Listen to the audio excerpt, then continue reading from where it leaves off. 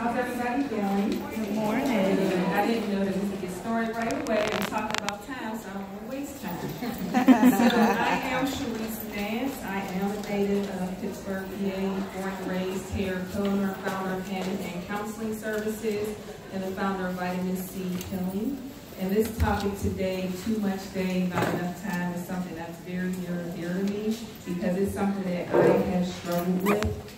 And I am still a work in progress. However, I have some strategies that I believe will be very helpful to many of you today. About 3 years ago, I did struggle with burnout, working a full-time job, planning a wedding, running a business part-time, and then I decided I think I want to write a book.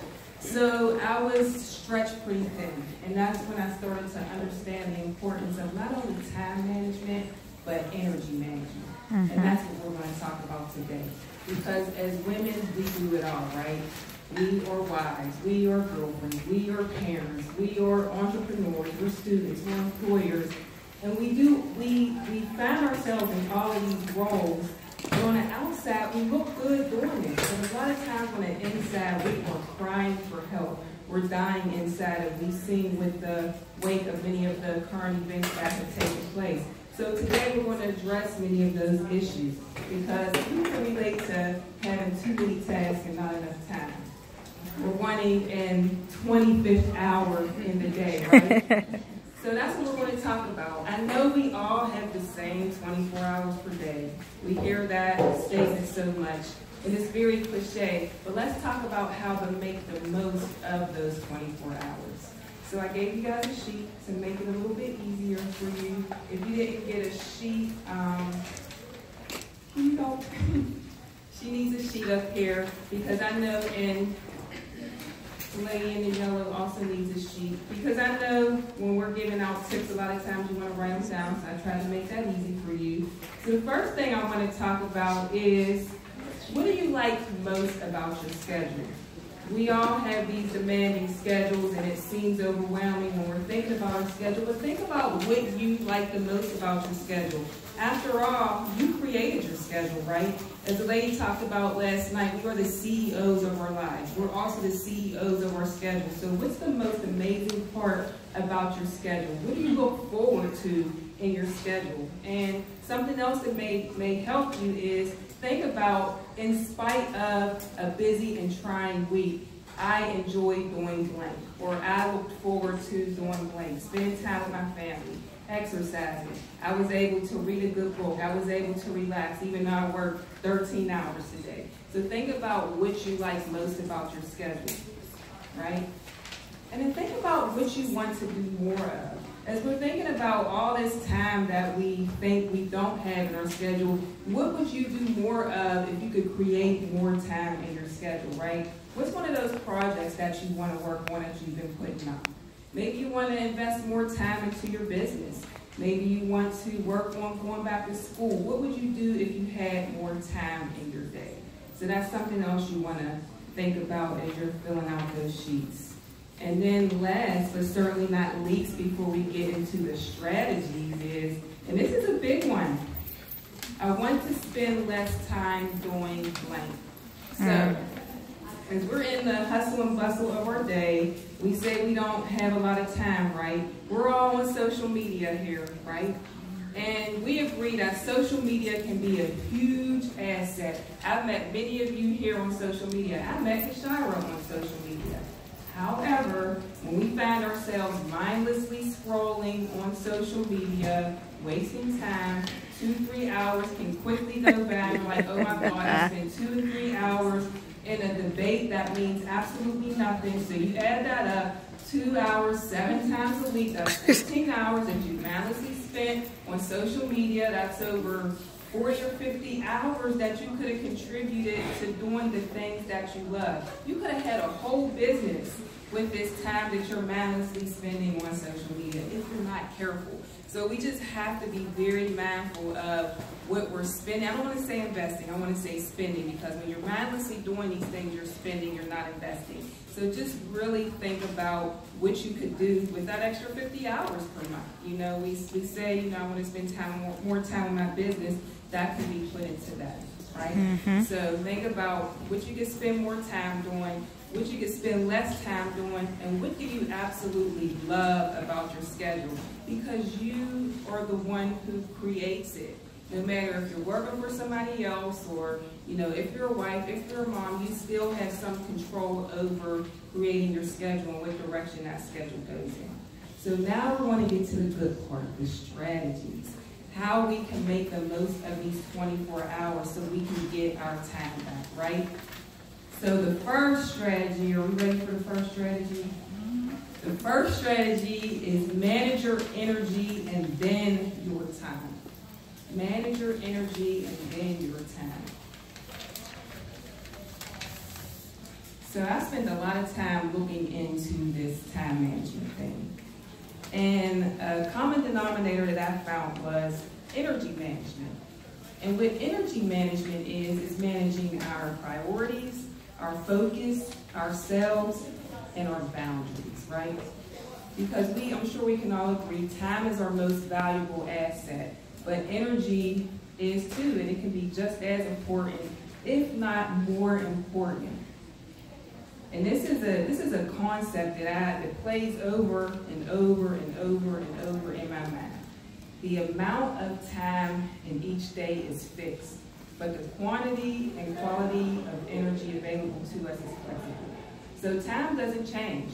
We can't get more than 24 hours in each day, but your energy levels is something that you have control over. We're going to talk about that right now.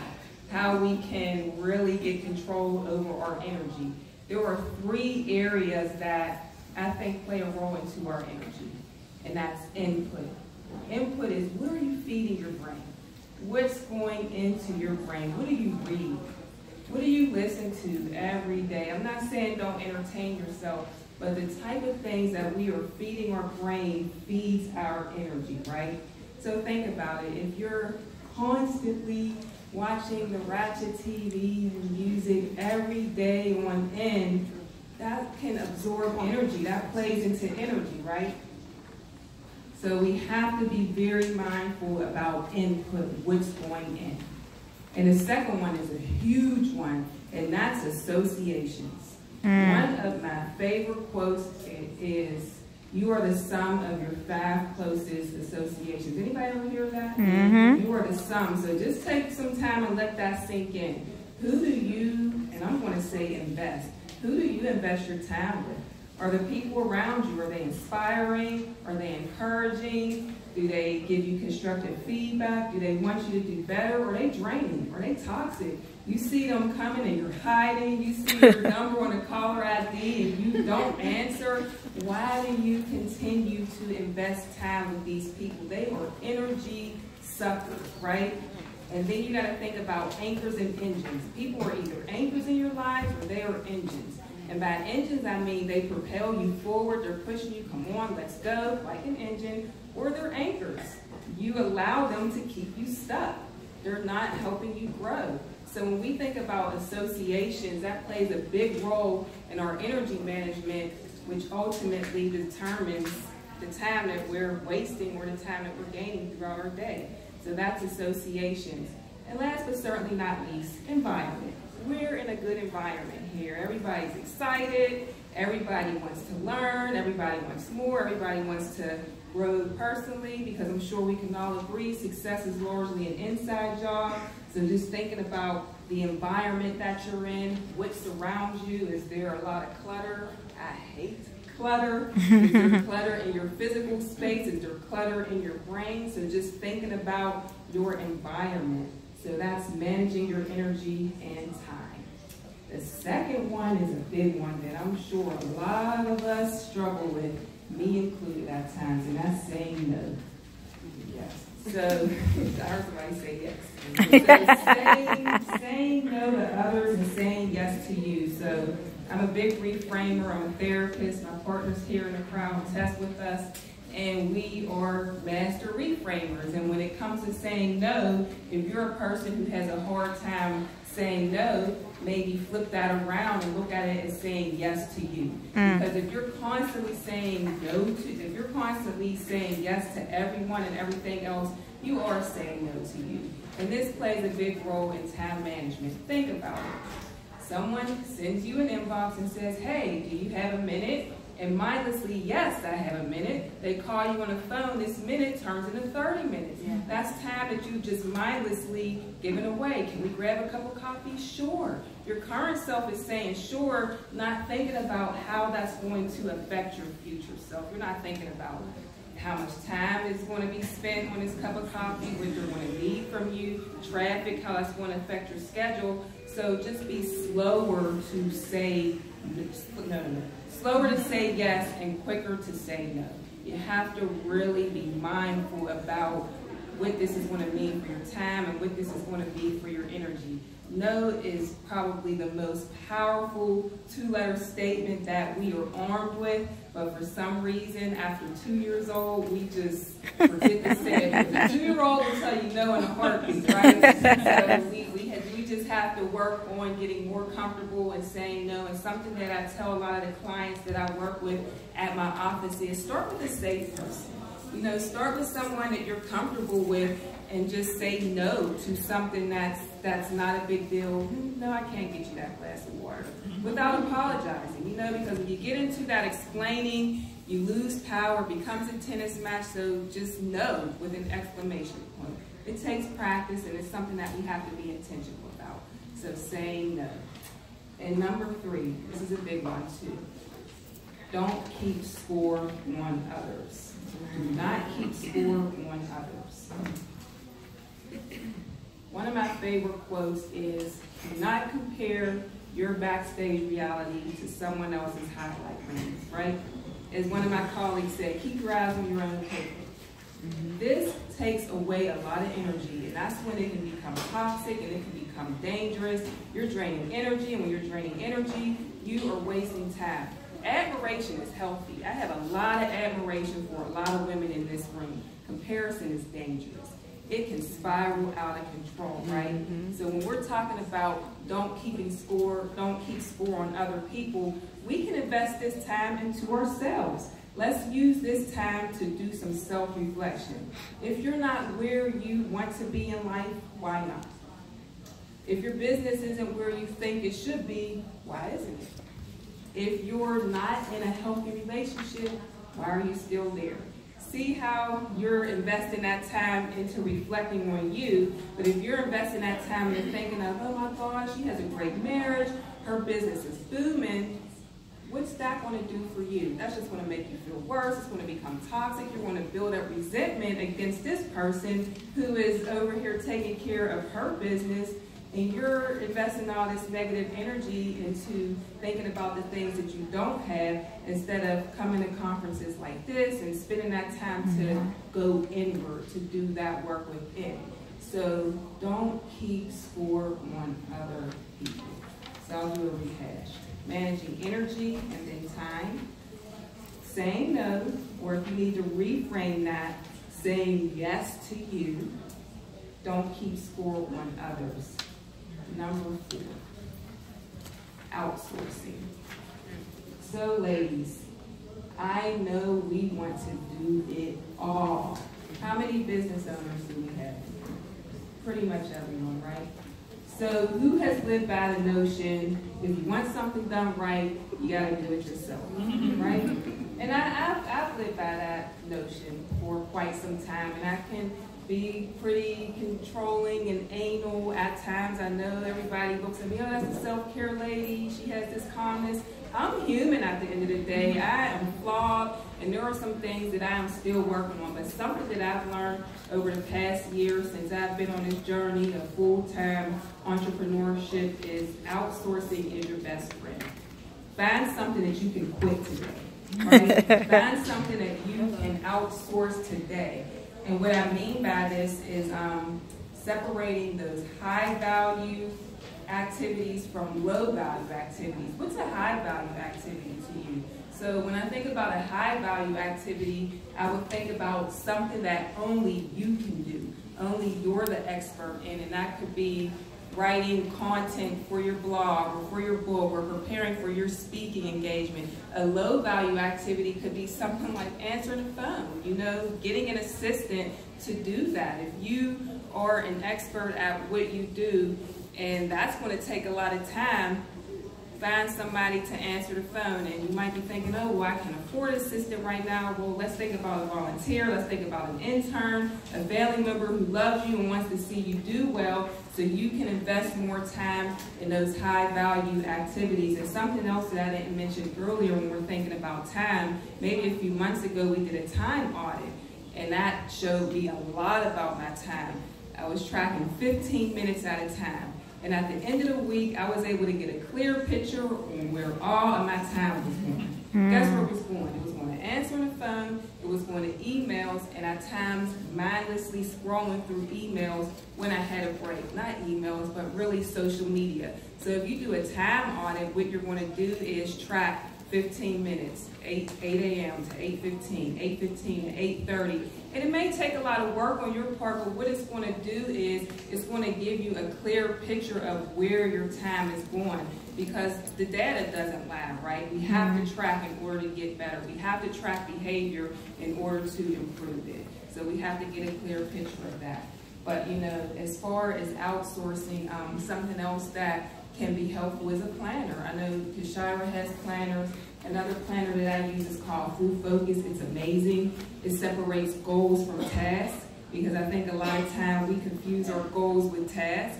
So again, a goal might be, you know, like Candace was talking about, working on my pitch to somebody, to a media outlet, but a task would be sending out emails, doing laundry, something like that. That's not necessarily a goal.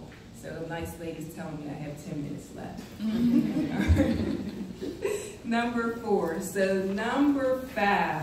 This is a big one, and you guys have a slip from me in your bag. It's the daily fuel or the Refuel Renew Recenter. So number 5 is take a daily pause. It's okay. It is okay, ladies, to take a break. I promise you. Please take a break. We have to mentally disconnect.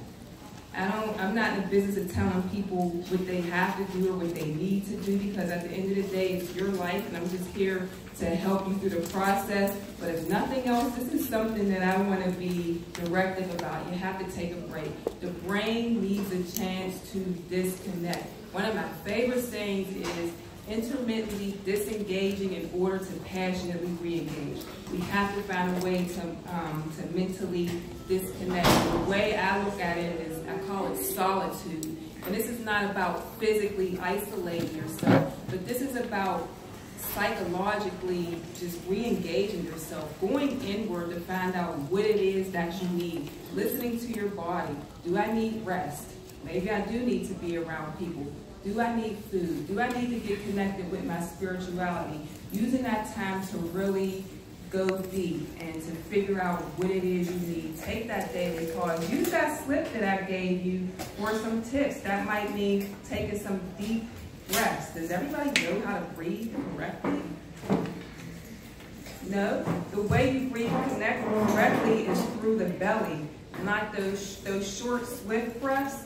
Those can create anxiety, so you can do some breathing and have some self-compassion. You know, I know you want to be in a hustle or bustle, the grind, we're all grinders here, but it's okay if you make a mistake. It's okay if you miss an event. It's okay if you take a day off. We can't be everywhere all the time.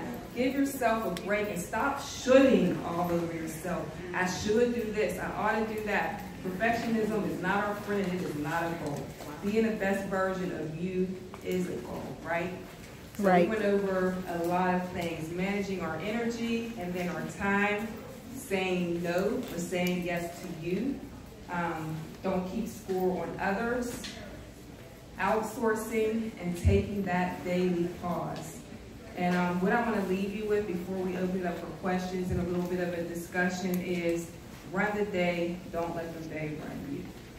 All right, so any questions, any comments, any other techniques anybody else uses that has been helpful in time and energy management that you'd like to share? Yes. I have a question slash comment, I guess.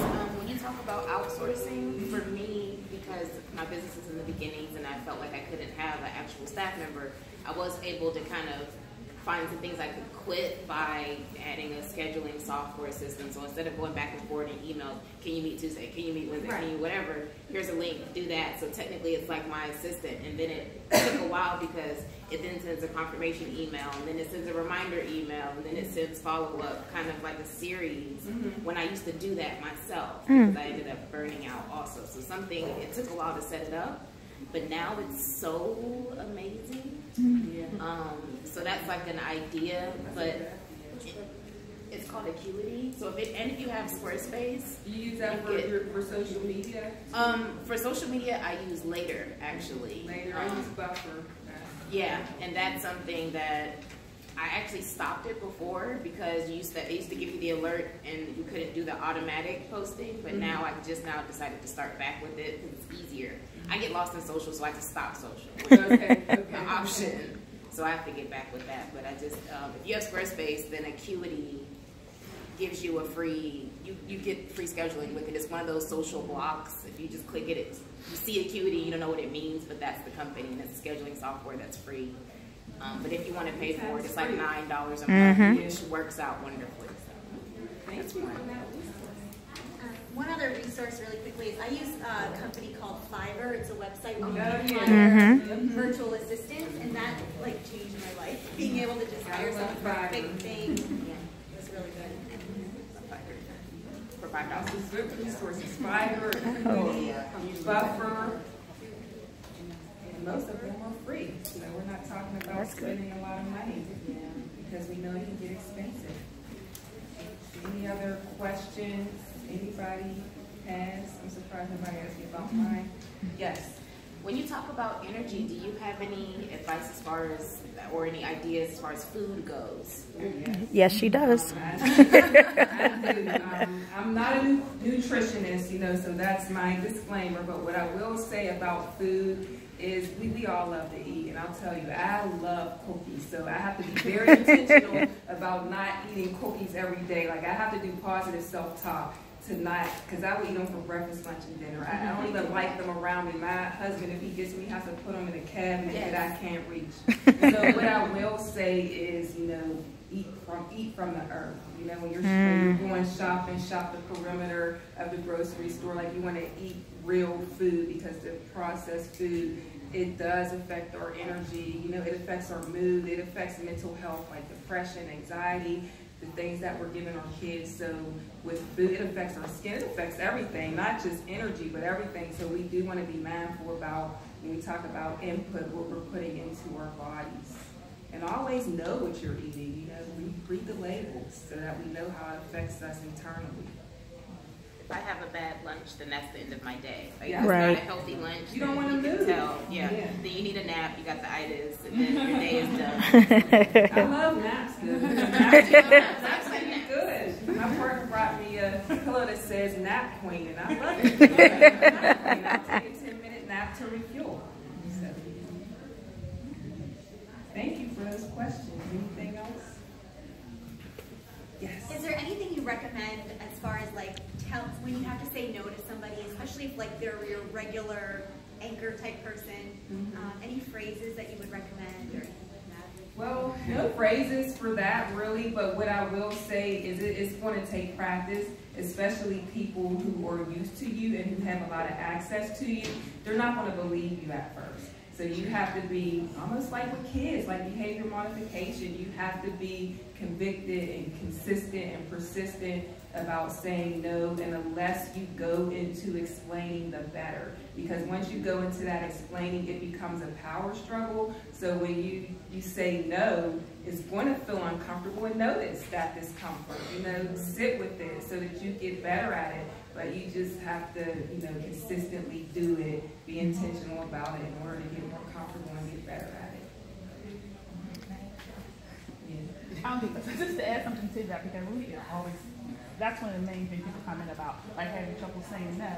And so one of the things that I try to help people start off with is saying, not answering, like, let me think about that, because then you give yourself that pause, but okay, how am I going to come back? You know, whether it's a pep talk you need or whatever, you need to say to yourself to be able to come back and say, you know, and if, you know, and the other thing is people are like, well, they're gonna, you know, they need an answer right away.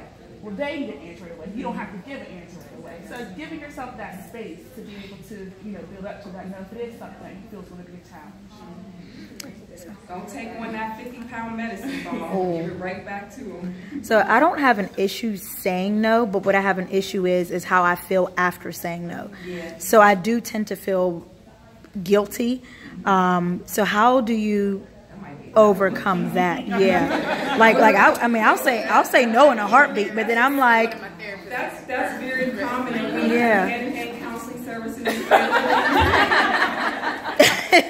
To overcome guilt, because that's it. But you know, just something very quickly is, you know, you just notice where you're feeling the guilt. You know, some people feel it in their stomach, they get headaches, they get back pains. You know, is it cognitively? Is there some work that we need to do mentally to do some positive self-talk and just remind ourselves that it's going to be okay? But if we're getting deeper about the guilt, it's okay. Well, what is it that is making me feel so guilty? What do I believe my role is with this person? Is it my role to rescue them? You know, so it's, you have to dig a little bit deeper in that counseling with how we come to play with that. okay. Yes. I was going to say with the saying no, because we care and because we care about that person, and I think all of us are here for that. I think one of the things that would be helpful with not going down the road of guilt is, you know, I'm not able to do that right now, but why don't you call Cheryl? I know she's also recommendation. So not only have you promoted Cheryl, but you've also taken care of how you'll feel, because really saying no to that person, you feel you go into, I dropped them, what are they going to do now? I didn't do it for them to know that I left them hanging, but you've covered that by saying, I can't do it, but why don't you call Cheryl, and I believe she'll help you and at least get you on the road. So you kind of take it off your plate. You didn't take on something that you can't do, but you also didn't leave her hanging. Right. I like that. I like that. I like that. Yep, that's a good one. So they're saying wrap it up, sis. Yes, please. So I found it easier to say no when it's within a certain time frame. So it's like you asked me within 48 hours, the answer is no. And it took me a while to do that, but I had to, especially with clients, I had to realize an emergency on their part. A poor planning on your part doesn't make an emergency on mine. Right. It's easier to say no, because if I did have to explain, I know I have time. I've already planned out for the next couple of days. So it became easier to say no within the time frame. I'm still working on things like not time frame, but time frame, if it's 2 days out, I know. Facts. So that's your Yep. boundary. Thank you for sharing. That's a good one. Good strategies and ideas. Thank you. Lavender. Yeah. That smells really good. Right to my soul. It keeps it on me. Thank you.